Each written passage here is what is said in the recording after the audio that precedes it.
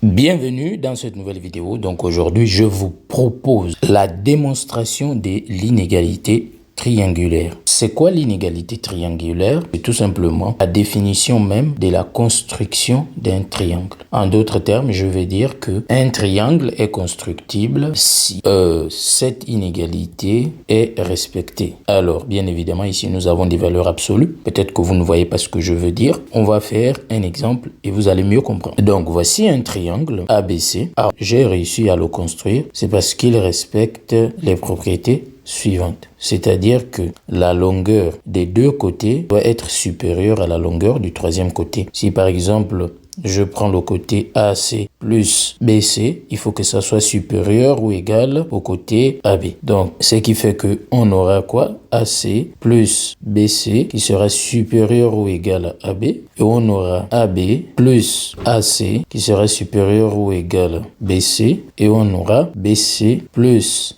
nous avons dit BC plus BA qui sera supérieur ou égal à AC. Et donc voilà, ce sont ces relations-là qui sont fondamentales dans la construction d'un triangle. C'est-à-dire que si je n'ai pas ces inégalités-là vérifiées, eh bien je ne peux pas construire un triangle. D'accord? Donc si vous prenez par exemple AB égale à 5, AC égale à 2, et vous prenez par exemple AB c'est 5 et j'ai pris AC égale à 2, et vous prenez BC égale par exemple à 8. Donc si vous faites AB plus AC, ça va faire 5 plus 2, 7. Or 7 est inférieur à 8, ça veut dire que ce triangle-là, il n'est pas constructible, d'accord? Donc vous pouvez essayer ça chez vous, ça fait office d'un exercice. Donc prenez ces dimensions-là avec un compas et une règle, essayez de joindre ces trois points-là. Vous verrez que vous n'aurez pas un triangle complètement fermé, vous aurez quelque chose de comme ça. En fait, avec les dimensions dont vous disposez, vous aurez quelque chose de à peu près comme ça. Pourquoi? Parce que, en fait, ces dimensions que j'ai données ici ne respectent pas cette construction-là. Donc voici un peu ce que vous devez savoir. C'est pour ça qu'on l'appelle l'inégalité triangulaire, parce que c'est la définition même de la construction d'un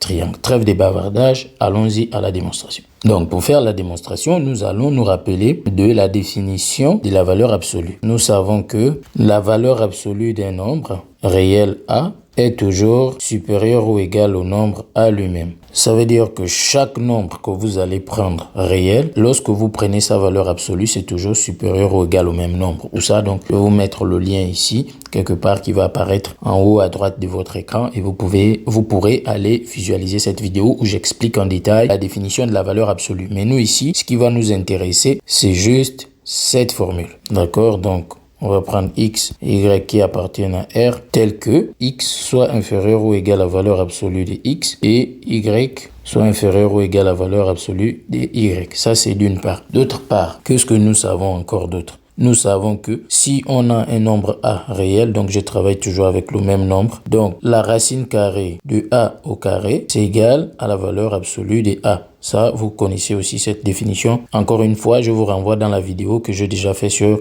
les propriétés des valeurs absolues que j'avais bien expliqué. Ça va nous permettre en fait de nous sortir du piège qu'il y a ici. Pourquoi? J'explique. En fait, l'idée, ce sera de prendre la valeur absolue de x plus y au carré et de prendre valeur absolue de x plus valeur absolue de y, le tout au carré. Et vous voyez que lorsque nous allons faire les opérations des identités remarquables qui sont ici, après il va falloir revenir ici. Mais pour revenir ici, nous allons passer par la racine carrée et c'est là que cette propriété-là sera fondamentale. On obtient quoi? Valeur absolue de x plus y, le tout au carré, c'est valeur absolue de x plus y fois valeur absolue de x plus y. Or, d'encore, je vous renvoie dans la même vidéo, d'après les propriétés de la valeur absolue, lorsqu'on a deux nombres réels A et B, la valeur absolue de A fois la valeur absolue de B, c'est égal à la valeur absolue de AB. En d'autres termes, le produit des valeurs absolues, c'est la valeur absolue du produit. D'accord? Donc ça, il faut retenir ça, c'est une propriété fondamentale. Donc vous avez compris que je vais utiliser ça ici. Pourquoi? Pour me débarrasser des deux valeurs absolues que j'ai ici pour qu'elles ne deviennent qu'une seule.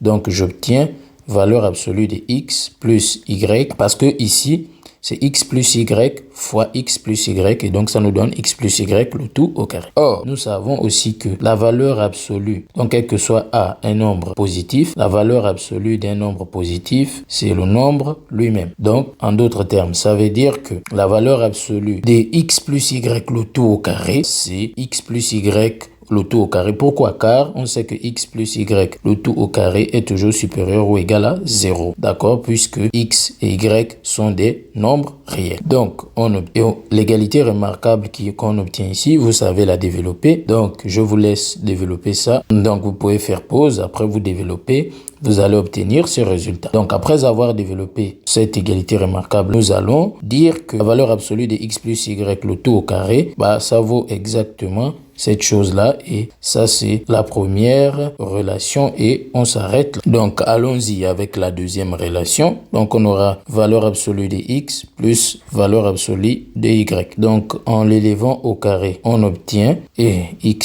plus valeur absolue de y, le tout au carré, plus 2 fois valeur absolue de x fois valeur absolue de y. Mais ici encore, on revient dans la même chose que j'ai expliqué tout à l'heure, c'est-à-dire que le produit des valeurs absolues, c'est l'absolu du produit. Donc ici, au lieu d'écrire valeur absolue de x fois valeur absolue de y, je vais directement écrire valeur absolue de x fois y. D'accord? Donc une fois que j'ai ça, j'ai terminé ma deuxième relation. Donc une fois que j'ai terminé ma deuxième relation, maintenant, je vais me servir de la définition fondamentale que j'ai rappelée tout à l'heure de la valeur absolue, qui dit que pour tout a réel, a est toujours inférieur ou égal à valeur absolue de a. Donc, par analogie, je veux faire la même chose pour x et y. Donc, ça veut dire quoi? Ça veut dire que pour tout x, y réel, x est inférieur ou égal à valeur absolue de x implique que x au carré est aussi inférieur ou égal à valeur absolue de x au carré. D'accord? Ça, c'est d'une part. D'autre part, y est inférieur ou égal à valeur absolue de y implique que y au carré est inférieur ou égal à valeur absolue de y au carré. Donc, ici, ce que je viens de faire, c'est que je suis passé de là à là. C'est pour tout simplement ressembler à ça et à ça. Donc, ça veut dire que vous voyez maintenant que là, j'ai préparé les expressions quadratiques, parce que ça, c'est des termes, on appelle ça des termes quadratiques parce que c'est au carré, d'accord? Donc, ces expressions quadratiques que j'ai préparées, en fait, je vais tout simplement additionner ça pour retrouver l'inégalité qu'on nous demande de démontrer, qui est ici. Donc, je dois faire en sorte que mes expressions ici et celle-ci ressemblent le plus à celle qu'on me demande de démontrer. Ces expressions qui sont ici et l'expression qui est ici. Donc, vous voyez que ici, par exemple, nous avons que x au carré, d'accord? Ici, nous avons par exemple que y au carré. Donc, vous voyez qu'on va compléter à chaque fois, faire la sommation, d'accord? X au carré est inférieur ou égal à valeur absolue de x au carré. Donc, si j'ajoute les deux là, j'aurai quoi? Donc, x au carré plus y au carré qui sera inférieur ou égal à valeur absolue de x au carré plus valeur absolue de y au carré. Donc, une fois que j'ai ajouté ça, il manque ce double produit et ce double produit. Or, nous savons que 2xy est inférieur ou égal à 2 valeur absolue de xy. D'accord? Donc, ça veut dire que là, on a deux relations. Donc, on a cette relation ici et on a cette relation ici. Donc, en ajoutant les deux relations plus haut, j'obtiens x carré plus y carré plus 2xy inférieur ou égal à valeur absolue de x au carré plus valeur absolue de y au carré plus 2 fois valeur absolue de x, y. Et là, comme vous pouvez voir, on a pu reconstituer cette expression ainsi que celle-ci. Et donc, on peut maintenant ici remplacer ça par le carré qui est ici et remplacer toute cette expression par le carré qui est ici. Donc, j'obtiens x plus y, le tout au carré, qui sera inférieur ou égal à valeur absolue de x plus valeur absolue de y, le tout au carré. Et une fois que j'ai ça, donc je vais passer à la racine carrée. Alors, ce qu'il faut savoir, c'est que la fonction qui a x associé racine carrée de x, pour tout x, bien évidemment, positif, elle est strictement croissante. Donc, comme elle est strictement croissante, ça veut dire qu'elle conserve l'ordre. À cause de la croissance de la fonction racine carrée, que ici, l'ordre ne va pas changer. Donc, j'obtiens racine carrée de x plus y, le tout au carré, sera inférieur ou égal à la racine carrée de valeur absolue de x plus valeur absolue de y, le tout au carré. Et donc ici, je dois maintenant appliquer la formule que j'ai donnée tout à l'heure, c'est-à-dire que racine carrée de a au carré, c'est valeur absolue de a. Pourquoi? Parce que en fait, je ne connais pas le signe de x plus y au carré. Je sais qu'il est supérieur ou égal à 0, mais quand je prends sa racine carrée, puisque x et y sont quelconques, donc je ne connais pas son signe, donc je lui mets en valeur absolue, de sorte que ça va me donner donc moins x plus y ou x plus y. Et ça, c'est régi par la valeur absolue. Vous savez que la valeur absolue de a, c'est égal à moins a si a est inférieur ou égal à 0, et c'est égal à a si a est supérieur ou égal à 0. Ça, vous le savez. Donc, au lieu d'écrire ici racine carrée de x plus y, le tout au carré est égal à moins x plus y ou plus x plus y, bah, on l'écrit directement en valeur absolue parce que c'est la même chose. Et une dernière chose, si on a un nombre a qui est supérieur ou égal à 0, donc a au carré est supérieur ou égal à 0. Vous êtes d'accord avec moi? Donc, si on fait racine carrée de a au carré, bah, on va retrouver tout simplement a. Parce que quoi? A est supérieur ou égal à 0 et la racine carrée d'un nombre positif est égale toujours au nombre positif lui-même. Donc, finalement, j'obtiens donc valeur absolue de x plus y qui sera inférieure ou égale à valeur absolue de x plus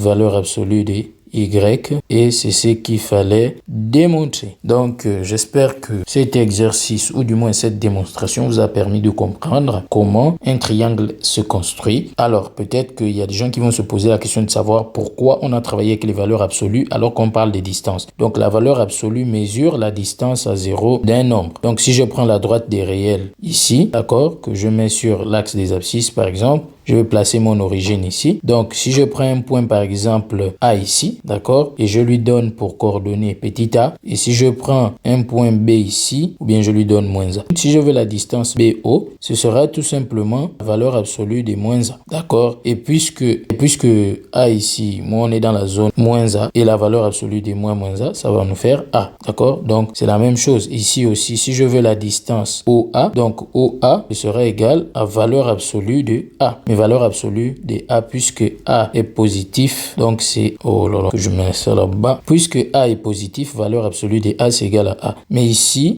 là, il faut noter que A est négatif, donc valeur absolue de moins A, et moins A est négatif autant pour moi, donc valeur absolue de ce nombre qui est négatif là, c'est moins le nombre là, et ça va toujours nous donner un nombre positif, d'accord. Donc vous voyez un peu que c'est pour ça que lorsqu'on a parlé d'inégalité triangulaire, on a utilisé les valeurs absolues parce que les valeurs absolues, c'est en termes de distance. Et une distance, c'est toujours une valeur supérieure ou égale à 0. D'accord? C'est une valeur positive. Donc, elle ne peut pas être négative. C'est pour ça qu'à chaque fois, on prend les valeurs absolues. Donc, je pense que je vais m'en tenir là. On a déjà beaucoup travaillé. Donc, je vous dis à très bientôt.